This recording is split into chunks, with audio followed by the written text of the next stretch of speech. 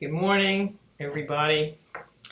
We are now at, according to my Jewish friend Joan, right after the Red Sea was parted and the Egyptians were drowned. Happened the night before last, I believe, in the Jewish calendar. So we're now in the place described in Exodus, 15, the end of 15, where the children of Israel had started complaining because they couldn't find water. The water was bitter. They were at Marah. Now, let's see. Here in Exodus 14, I'm going to read you this. So the Lord saved Israel that day out of the hand of the Egyptians, and Israel saw the Egyptians dead on the seashore. Thus Israel saw the great work which the Lord had done in Egypt. So the people feared the Lord and believed the Lord and his servant Moses.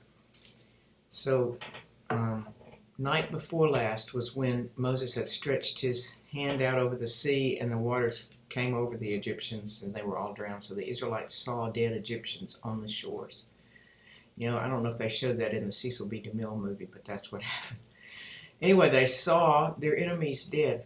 What a deliverance. Oh my goodness. Then, the Song of Moses and Miriam dancing and all that. And then the third day, was it the third day? Did it say that?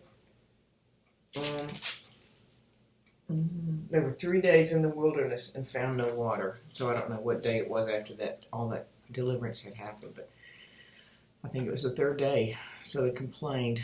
And so then the Lord told Moses to throw a tree in the water.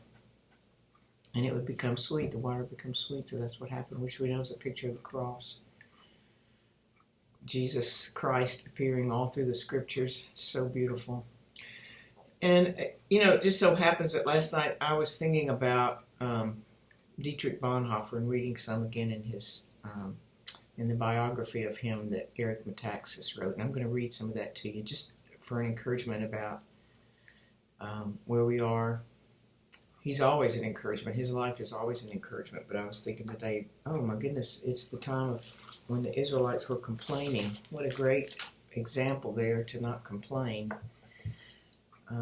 when you can't find sweet water. So I'm going to read you, excuse me. It's about a page and a half here from Metaxas' book. Bonhoeffer, because he has a lot of quotes in here from Bonhoeffer. And before all this, I was thinking this morning, just a few minutes ago, when I was making my coffee, I thought, I've been praying in the Spirit. And, if you don't pray in the Spirit, in an unknown tongue, it's a wonderful gift to communicate with God with. I've got some audios on my website, carolynparr.com, and it's under spiritual language. It's just audio files. I think there are 3 or 4 just explaining what this is and how you can begin walking in it. It's an amazing gift to communicate with God. We speak mysteries. Paul said in 1 Corinthians 14, when we pray in the Spirit, when we pray with an unknown language, we speak mysteries. We're communicating with God things that they don't reach our brain because they're too wonderful. So I would urge you to get those, listen to those, and begin this practice. It's just amazing. But anyway, after I'd been doing that for 20 minutes, I'm doing my exercise, it started hitting me, what an amazing thing that we are each individuals, that there are 7 billion people on the earth. And we've all thought about this before, but it just hit me in a new way. And yet my DNA is different from every single person who has ever lived on the earth. And there's certainly more than the 7 billion that are living right now. And that when God hears my voice, it is distinct. And when I choose to sound my voice, it's distinct. We all have different giftings. And God wanted the expression through me and through you. He had in mind a particular expression of himself in every single batch of DNA he made and set into motion in the beginning, because we were all there. He formed us in the womb in the beginning. and the foundation of the earth. Psalm 139. We all have a distinct, and to resonate with our own distinction is an amazing, amazing gift from him. Because I love to study and to find new truths, and I dig around in the meaning of Hebrew words and things like that, and these books. Other people would rather be outside praying for people at Kroger's, and I do some of that too, but it's not my particular strong point. But he made us like that. We're to fit together with those distinct giftings he gave us, and we don't need to despise our giftings, but to resonate with what he resonates with. He's the one that put the DNA in each of us. That's a whole other subject. Anyway, that's just what came out after I'd been praying in the Spirit for a while this morning. So here's Bonhoeffer, this book I'm reading from his first days at Tegel prison, or Tegel, I don't know how you pronounce that. He was, just a little background, he was arrested in 1943, and what they arrested him for was he had helped, they caught him, transferring funds to help Jews get into Europe, get out of Germany. And so they got him on that. He was arrested and sent to Tegel prison for 18 months. That was his first arrest. Now his hanging was in April 1945. It was April 5th, I believe. And so he had, from 18 months at Tegel, he was moved to the Gestapo prison in Berlin, because they later found out that he was part of an assassination plot against Hitler. Now, between 41 and 43, he traveled into Europe and Scandinavia trying to gain support for overthrowing Hitler, because letting people know about the resistance movement within Germany, and people were too afraid of it that he was with this organization. Actually, he was working for the military intelligence of Germany, of the Nazi regime. All the while, he was actually trying to inform people about the resistance going on, believers, his contacts there in Europe. He was trying to inform them of the resistance movement, pretending to work for the military intelligence, which he did to a certain extent in order to keep his cover, right? So brilliant. But so that was what he was doing in 1941-42. He was traveling around trying to get support for the resistance.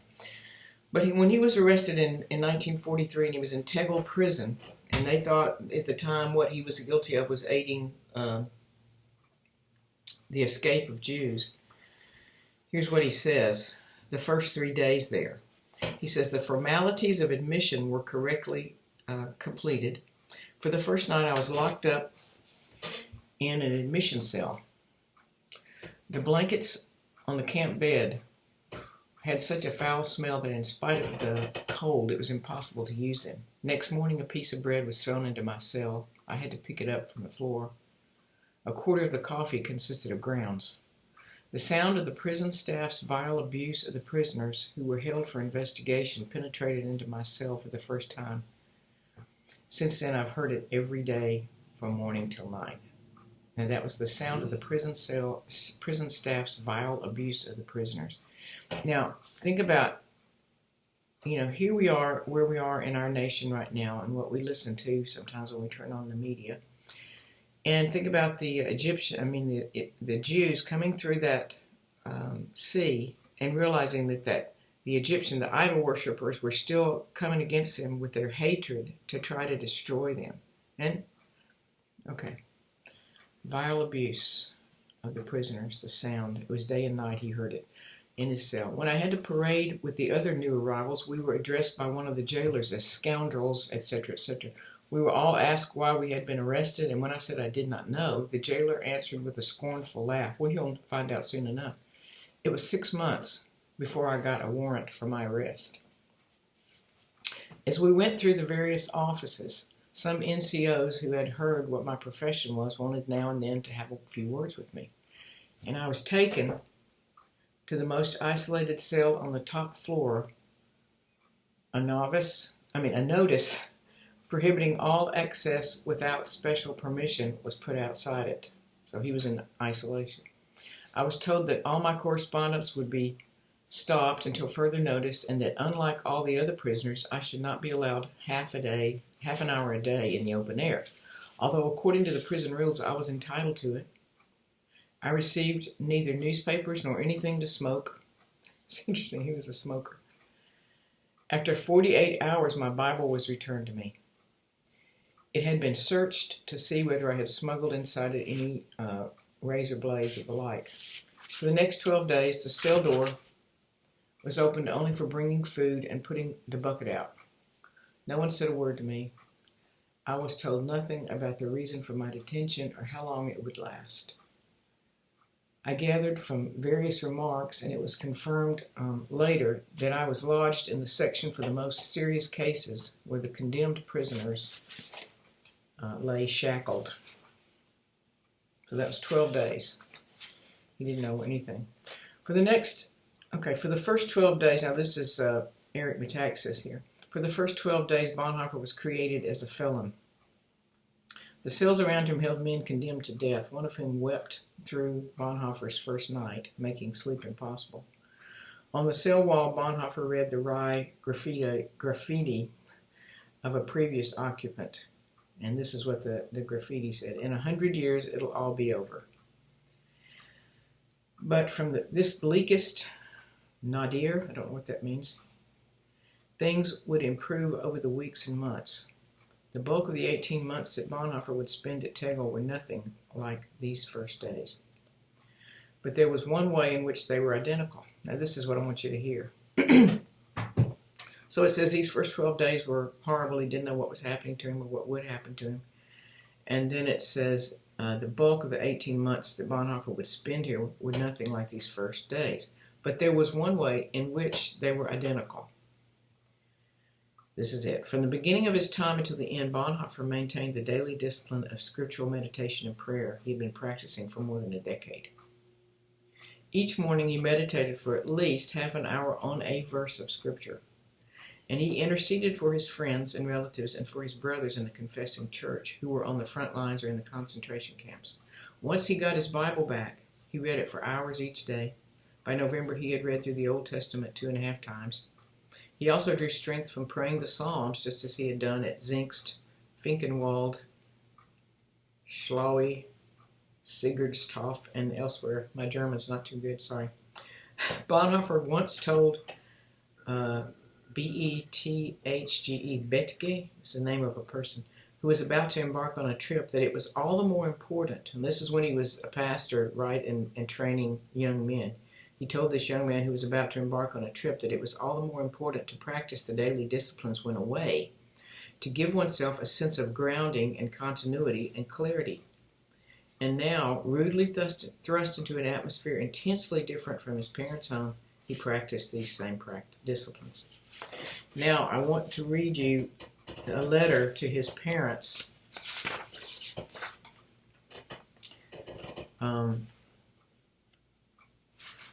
His first letter home. This is in Tegel. He got to write a letter home. Dear parents, I want you to be quite sure that I'm all right. I'm sorry that I was not allowed to write to you sooner, but I was all right during the first 10 days. Now that's that 12 days we were just talking about. Strangely enough, the discomforts that one generally associates with prison life, the physical hardships, hardly bother me at all. One can have enough to eat in the mornings with dry bread, and in parentheses, I get a variety of extras too.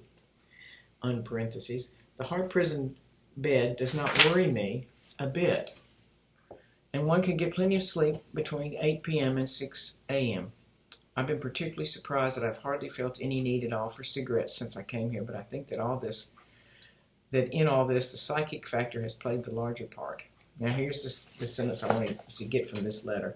A violent mental upheaval such as is produced by sudden arrest brings with it the need to take one's mental bearings and come to terms with an entirely new situation.